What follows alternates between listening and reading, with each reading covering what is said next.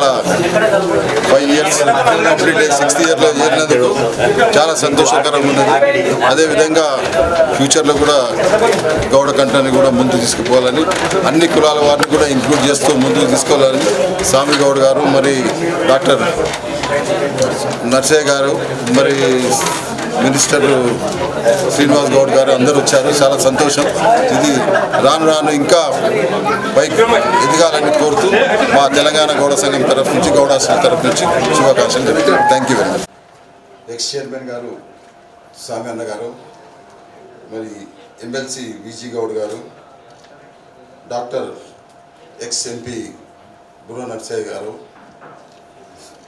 BC సంఘం చైర్మన్గా శ్రీనివాస్ గౌడ్ గారు, చక్రవర్తి గారు, రవీందర్ గారు, ధనంజయ్ గారు, ప్రతాప్ లింగం గారు, విక్రమ్ గౌడ్ గారు, మరి బీసీ విక్రమ్ గౌడ్ గారు,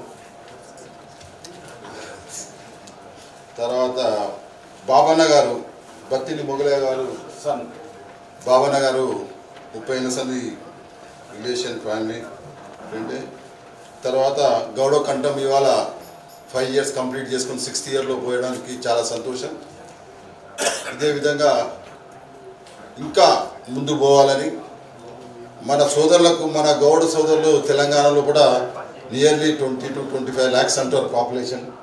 దాంట్లో ఒక 5% అయినా కానీ చాలా బ్రహ్మాండంగా ముందుకు పోతుందని నేను ఆశిస్తున్నాను. దీనికి మా తరఫున ఖుషిగా ఇంకా ఎంతో వర్క్ చేస్తామని చెప్తూ, అదేవిధంగా ఇంతకుముందు కూడా 30 years బ్యాక్ మురళీ గారు ఇప్పుడు మన సాక్షిలో ఎడిటర్గా ఉన్నారు. ఆయన కూడా కౌండిన్య మ్యాగజైన్ అని కలర్లో తీసిండే 30 years బ్యాక్. అప్పుడు కూడా ఆయన వెంబడి తిరిగి ప్రతి గౌడ్స్కు మెంబర్షిప్ చేయించాను, కానీ సక్సెస్ఫుల్ కాకుండా మళ్ళీ అదే విధంగా పోయింది.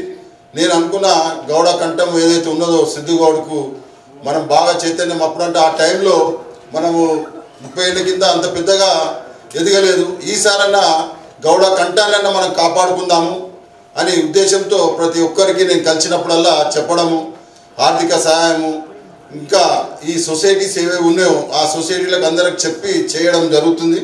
కంటిన్యూగా ఇంకా చేస్తానని మీ అందరి ముందు చెప్తూ, అదేవిధంగా ఇంతకుముందు సీనన్న కూడా చాలా కార్యక్రమాలు చేశారు. అయితే ఒకటి ఓల్డ్ డ్యూస్ ఏదైతే ఎక్సైజ్ డిపార్ట్మెంట్లో ఉండే నిజాం జమానాలకు కూడా ఎక్సైజ్లో డ్యూస్ ఏదైనా ఉంటే దానికి ఇంట్రెస్ట్ తీసుకుంటూ రావడం జరుగుతుంటే మొన్న ఒక జీవో తీసిచ్చి అది మొత్తం క్యాన్సిల్ చేయించిండు. చాలా గ్రేట్ అది. అంటే ఇవాళ సొసైటీస్ కూడా చాలామంది ఇండ్లు అమ్ముకోకుండా అప్పుడు పెద్దగా బతికిన వాళ్ళు ఈసారి వాళ్ళ ఫాదర్ ముత్తాతలు ఏదైతే అప్పు చేసింది కూడా కట్టడం జరుగుతుంటే దాన్ని కూడా క్లియర్ చేయడం జరిగింది జీవో తీసి.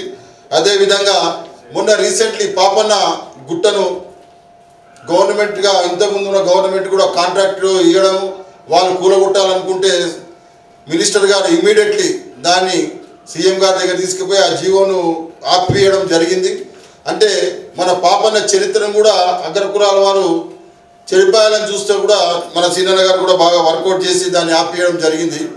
అదేవిధంగా సామాన్య గారు కూడా ఎప్పుడైతే చైర్మన్ అయ్యారో ప్రతి విలేజ్కు, ప్రతి డిస్టిక్కు పాపన్న విగ్రహాలు పెట్టాలని